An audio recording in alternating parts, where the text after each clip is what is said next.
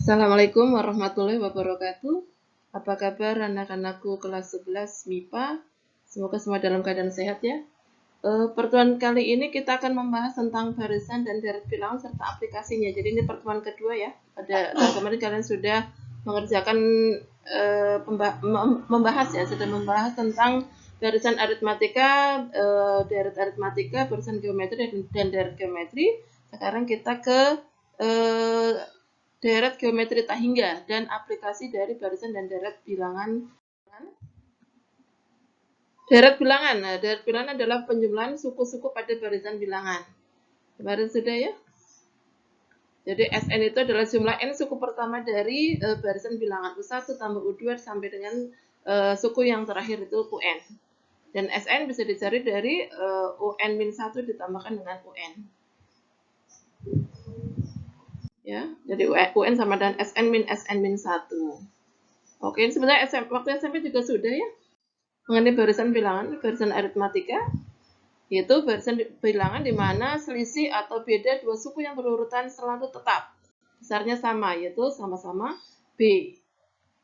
Ya, ini adalah barisan aritmatika. Jadi suku ke N dari barisan aritmatika adalah, rumusnya adalah A plus N min 1 kali beda. Ya, A plus N min 1 kali beda. Untuk deret aritmatikanya, deret aritmatikanya berarti jumlah n suku pada barisan aritmatika. Ini barisan geometri, ya kita mengulang sedikit ya, kemarin kalian sudah menentukan ini. Ya, untuk barisan geometri adalah barisan bilangan di mana dua suku yang berurutan mempunyai pembanding atau rasio yang tetap, pembanding atau rasio. Rasionya bisa dicari dari UN dibagi dengan UN min 1. Ya, jadi rasio itu bisa dicari dari suku kedua dibagi suku pertama, suku ketiga dibagi suku kedua, dan seterusnya. Sampai dengan UN dibagi dengan UN min 1. Itu adalah barisan geometri.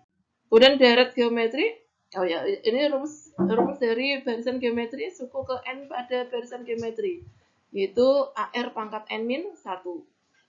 Kemudian deret geometrinya, nah deret geometrinya ini kalian kemarin juga sudah menuliskan rumusnya, yaitu jumlah n suku pertamanya adalah A kali 1 min R pangkat N dibagi dengan 1 min R. Ini untuk yang rasionya, harga mutlak rasionya kurang dari 1. Ya. Kemudian satu lagi yaitu mengenai deret geometri tak hingga. Deret geometri tak hingga adalah suatu deret geometri tapi tak hingga suku-sukunya. Kalian disuruh menentukan S tak hingganya. Ya, jadi S tak hingganya berapa? Tapi rumusnya hanya berlaku kalau si R-nya itu antara min 1 sampai dengan 1. Ini rasio dari deret geometrinya. Kalau antara min 1 sampai dengan 1, maka bisa ditentukan S tak hingganya. Ya, ini S tak hingganya. Nah, bagaimana kalau rasionya lebih dari 1? Kalau rasionya lebih dari 1 di sini, atau kurang dari min 1 ya, atau R kurang dari minus 1, maka R pangkat N-nya di sini akan sangat besar sekali, jadi tidak bisa ditentukan, sehingga tidak mempunyai S tak hingga. Itu disebut sebagai deret yang divergen. Ya, untuk deret geometri yang mempunyai S tak hingga itu hanya deret yang konvergen, yaitu R-nya yang kurang dari 1 harga mutlaknya. Jadi ini nilainya bergeser, si R-nya itu bergeser dari min 1 sampai dengan 1. Untuk yang ini tidak mempunyai S tak hingga. Oke ya, saya kasih contoh. Contohnya diketahui 81, 27, plus 9 ditambah 3 dan seterusnya. Dan seterusnya sampai tak hingganya ada, dan seterusnya sampai tak hingga. Tentukan suku ke-7. Kalau kita lihat deret bilangannya dari 81 ke 27 dan seterusnya, ini berarti merupakan deret geometri ya, deret geometri dengan rasio sama dengan 1/3. Dari mana 1/3? 27 bagi 81, 9 bagi 27, 3 bagi 9. Semuanya menghasilkan rasio yang sama, yaitu 1/3. Sehingga bisa ditentukan U7. U7 berarti menggunakan AR pangkat N-1. Jadi 81 kali R-nya 1/3, pangkatnya 7 kurang 1 itu 6. Hasilnya 1/9. S7 berarti masuk ke Sn pada deret geometri. Nah, kalau S tak hingga Kalau S tahingga berarti A per 1 min R. Karena rasionya sepertiga, maka dia mempunyai S tahingga. Ya, jumlah tahingga suku-suku pada daerah tersebut berapa? A per 1 min R. Jadi 81 per 1 min 1 per 3, yaitu 243 per 2. Ini adalah contoh dari deret geometri. Kemudian aplikasi. Oh, satu lagi contoh dari deret geometri tahingga. Ya, ceritanya ini boleh disatukan dari ketinggian tertentu. Di sini ketinggiannya 18 meter. Jadi ini 18 meter. Bolanya di sini dijatuhkan ya. Ini jatuh, kemudian sampai menyentuh lantainya. Ini lantai ceritanya, ini lantainya. Nah, sampai menyentuh lantai dia akan memantul kembali, akan memantul sebesar 2/3 dari tinggi sebelumnya. Jadi bolanya sampai sini, nanti turun lagi, sampai ini naik lagi, kemudian sampai di sini turun lagi, dan seterusnya sampai bola benar-benar berhenti. Bola benar-benar berhenti di sini sampai pada waktu kapan bola berhenti? Nah, ini diasumsikan pada saat yang tak hingga. Ya, yang ditanyakan adalah panjang lintasannya. Jadi dari turun, naik, dan seterusnya. Ini bolanya memantul terus ya sampai benar-benar bola berhenti. Maka berapa panjang lintasan keseluruhannya? Ini karena ada dua lintasan ya, maka kita bagi menjadi dua lintasan, yaitu S turun dan S naik. S turunnya nih ya, turun dari 18, kemudian 2/3 kali 18, 2/3 kali 2/3-nya 18, dan seterusnya. Ya, jadi kalau S turunnya kita deret kan, berarti kan 18 ditambah 2/3 kali 18 ditambah 2/3-nya kali 2/3 18, ini berapa hasilnya ya? 6 berarti 12 ya. Nah, jadi 18 ditambah 12 ditambah ini 4 jadinya 8 dan seterusnya. Ini S turunnya. Nah, dia mempunyai S tahingga. S tahingganya berapa? A per 1 min R. A-nya adalah 18. Ya kan? A-nya 18 dibagi dengan 1 min R. R-nya rasanya adalah 1/3. Jadi hasilnya adalah 27. Nah, kalau naik pertama kan sini ya. Naik pertama berarti pada ketinggian 12 meter. Dari mana 12 meter? Dari 2/3-nya 18. 2/3. Jadi S naiknya itu kalau kita deretkan ya dari 12 ditambah 8 ditambah dan seterusnya. Sehingga A-nya di sini adalah 12. Ya, jadi 12 per 1 min 1/3 itu 18. Maka panjang lintasnya keseluruhan tinggal jumlahkan antara S naik dan S turun, yaitu 60 meter. Oke ya. Kemudian aplikasinya. Aplikasi dari barisan dan deret bilangan. Yang pertama ada namanya bunga tunggal. Bunga tunggal yaitu bunga yang diberikan berdasarkan perhitungan modal awal. Ya, sehingga untuk setiap periodenya besarnya bunga adalah tetap. Nah, ini jika modal awalnya M0 dibungakan sebesar I atau sama dengan P% per periode, yaitu modal awalnya M0 dibungakan P% per periode, maka setelah N periode, modal akhir yaitu MN-nya akan sama dengan M0 ditambah N kali I kalikan M0. Ya, N-nya adalah banyaknya periode, atau M0 kali 1 plus NI. Jadi kalau kita amati, dia merupakan sebuah deret aritmatika. Ya, deret aritmatika dengan bedanya adalah I kali M0. Ini adalah contohnya, kalian tinggal masukkan ke rumusnya, yang rumus bunga tunggal. Jadi M0 kali 1 plus N kali I. Banyaknya periode dikalikan dengan I ditambah 1 kalikan dengan M0. Kemudian bunga majemuk. Nah, untuk bunga majemuk adalah bunga yang diberikan pada modal awal yang akumulasi bunga pada periode berikutnya. Bunga majemuk memiliki banyak variasi dan berubah-ubah ya, jadi nilainya tidak tetap. Semakin lama bunganya akan semakin besar. Ya, jadi jika modal awal M0 dibungakan secara majemuk, maka modal akhirnya setelah N periode, nah, rumusnya adalah ini. Modal akhirnya sama dengan M0 kali 1 plus I pangkat N. 1 plus I pangkat N. Ini adalah bunga majemuk. Jadi kalau kita amati, dia merupakan sebuah deret geometri dengan rasionya adalah 1 plus I. Ini contohnya, 10 juta dibungakan 2% per tahun, bunganya bunga majemuk, maka jumlah tabungan setelah 5 tahun, ya, jadi M0 kali 1 plus I-nya 2%, pangkatnya 5. Ini hasilnya. 11 juta 40.000 sekian rupiah. Ya, jadi antara bunga tunggal dengan bunga majemuk dengan besar nominal yang sama modal awalnya itu akan lebih besar dari bunga majemuk, akan lebih besar daripada bunga tunggal. Kemudian pertumbuhan hampir sama dengan yang bunga majemuk ya. Jadi jika awalnya ada sejumlah J0 dengan rasio pertumbuhannya yaitu R per tahun ya, R persen per tahun, maka setelah akhir tahun ke N, jumlahnya akan menjadi J0 dikalikan dengan 1 plus R pangkat N. Ini yang bersama dengan bunga majemuk. Contohnya, jumlah penduduk 10 juta nih, awalnya 10 juta, pertumbuhannya 5% per tahun.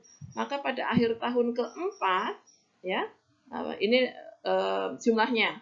Jadi 10.000 dikalikan dengan 1 plus I-nya, I atau R-nya adalah 5%, ya, masukkan ke sini pangkatnya 4. Itu 12.155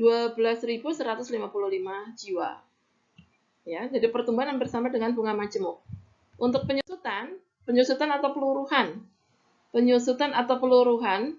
biasanya ada dua penyusutan, itu terhadap nilai buku dan nilai beli. Kalau terhadap nilai beli, ini terhadap nilai beli ya yang ini ya. Menyusutnya terhadap nilai beli ini seperti bunga tunggal, hanya dia tandanya sini minus. Ya, kalau terhadap nilai belinya. Jadi jika dibeli pada saat jika harga sebuah barang pada saat dibeli adalah M0, mengalami penyusutan datang sebesar P% dari harga belinya. Jadi kalau dari harga belinya, maka penyusutannya MN-nya sama dengan M0 kali 1 min NP. Ya, contohnya ini 100 juta menyusut 10% per tahun, di akhir tahun kelima nilainya menjadi berapa? Menjadi 100 juta dikali 1 min 5 kali penyusutannya. Penyusutannya adalah 10% atau 0,1. Jadi harganya menjadi 50 juta, dari 100 juta dipakai 5 tahun, maka harga jualnya menjadi 50 juta. Nah, atau yang kedua si barangnya itu mengalami penyusutan dari nilai bakunya. Nah, kalau dari nilai bakunya ini seperti pada bunga majemuk ya, hanya saja karena di sini berkurang ya, menyusut maka tandanya menjadi minus. Nah, ini contohnya 100 juta menyusut 10% tiap tahun, nah di akhir tahun kelima maka harganya menjadi 59.049.000 rupiah. Ya, jadi lebih besar pada yang seperti bunga majemuk ya. Jadi berdasarkan nilai bakunya. Kemudian yang kelima itu barisan dan deret diaplikasikan untuk anuitas. Anuitas itu apa? Anuitas adalah sejumlah pembayaran pinjaman yang sama besarnya yang dibayarkan setiap jangka waktu tertentu. Jadi seperti istilahnya cicilan gitu ya. Nah, cicilan itu ya ada dua bagian. Jadi anuitas itu ada dua bagian, yaitu bagian angsurannya dan bagian bunganya. Nah, besarnya anuitas untuk setiap periode adalah tetap. Anuitas itu besarnya tetap. Anuitas itu terdiri dari angsuran dan bunga. Ya, jadi anuitas sama dengan AN ditambah BN. AN adalah angsuran, BN-nya adalah bunganya. Nah, dari rumus anuitas ini artinya setiap kali pembayaran sebesar A, kita membayarkan angsuran dan bunganya. Semakin lama pembayaran, maka nilai angsuran semakin besar dan nilai bunganya semakin kecil. Jika waktu pembayaran sudah selesai, maka kita juga bisa menutup semua hutang sebesar jumlah angsuran dan semua bunganya. Ya, jadi artinya seperti ini. Kemudian menentukan rumus angsuran ke N. Rumus angsuran ke N, jika suatu pinjaman sebesar M dilunasi dengan sistem anuitas. Anuitas tahunan selama N tahun. Selama N tahun dengan suku bunganya I% per tahun. Dan setiap anuitas sama besarnya ya. Jadi anuitas pertama sama dengan anuitas yang kedua dan seterusnya sampai lunas hutangnya. Sehingga rumus AN plus 1 sama dengan AN kali 1 plus I. Ini adalah penurunan rumus untuk mendapatkan rumus ini ya, yaitu angsuran ke N, yaitu angsuran pertama dikalikan dengan 1 plus I pangkat N min 1. Ini adalah bunganya, ya, suku bunga per periodenya. Nah, ini rumusnya, rumus untuk angsurannya. Contohnya, suatu pinjaman akan dilunasi dengan sistem anuitas. Besarnya anuitas adalah 400.000. 400.000 itu untuk setiap periode ya. Jadi setiap periode dia membayar 400.000. Kemudian kalau angsuran pertama adalah 250.000, maka angsuran Maaf, angsuran pertama berapa jika bunga yang pertamanya adalah 250.000. Ingat, anuitas itu yaitu 400.000 itu terdiri dari angsuran ditambah bunga. Sehingga kalau bunganya 250.000 ya berarti angsurannya sisanya yaitu 400.000 dikurang 250.000. Gini ya, kalau besarnya bunga kelima, jika angsuran kelima ini ya sama ya, jadi dikurangin saja. Karena besarnya anuitas untuk setiap periode adalah sama atau tetap. Nah, untuk menghitung nilai anuitas ya, anuitasnya berapa, bagaimana cara menentukannya, ini bisa dicari dari penurunan deret geometri ya. Deret geometri diturunkan akan mendapatkan ini nih. Jadi anuitas itu akan sama dengan M kali I dibagi dengan 1 min 1 plus I pangkat minus N. Ya, tinggal masukkan ke sini. Jika pinjaman sebesar 5 juta selama 2 tahun dengan suku bunga 2% akan dihitung berapa besarnya anuitas untuk selama 2 tahun ya. Nah, tinggal masukkan ke rumus ini akan diperoleh 264.355,49 rupiah. Jadi besarnya anuitas ini dibayarkan untuk setiap periode, setiap bulan ya, setiap bulan adalah sama sampai dengan lunas. Jadi harus membayarkan sejumlah 264.000 sekian untuk melunasi pinjaman setiap bulannya selama 2 tahun. Ya, hanya besarnya angsuran dan besarnya bunga untuk tiap-tiap bulan itu yang berbeda. Oke ya, ini contoh yang lain. Pinjaman sebesar 10 juta dilunasi dengan anuitas selama 3 tahun dengan suku bunga 2,5%. Tentukan anuitasnya. Nah, masuk ke rumusnya. Anuitas adalah M kali I, yang ini ya, M kali I per 1 min 1 plus I pangkat min N. Nih, silakan dihitung pakai kalkulator. Kemudian menentukan B1 dan A1. Bunga pada periode pertama, bunganya bisa diperoleh dari I dikalikan dengan modalnya. I dikalikan dengan modal awalnya, itu atau besarnya pinjaman semula, yaitu 10 juta. I-nya adalah suku bunganya. Suku bunganya adalah 2,5%, maka bunganya sama dengan 250.000. Nah, angsurannya berapa? Angsuran, ingat, angsuran kalau ditambahkan dengan bunga untuk setiap periodenya besarnya adalah sama, yaitu anuitas. Anuitasnya adalah sekian, maka tinggal dikurangi dengan bunganya. Itu menjadi angsuran pertama.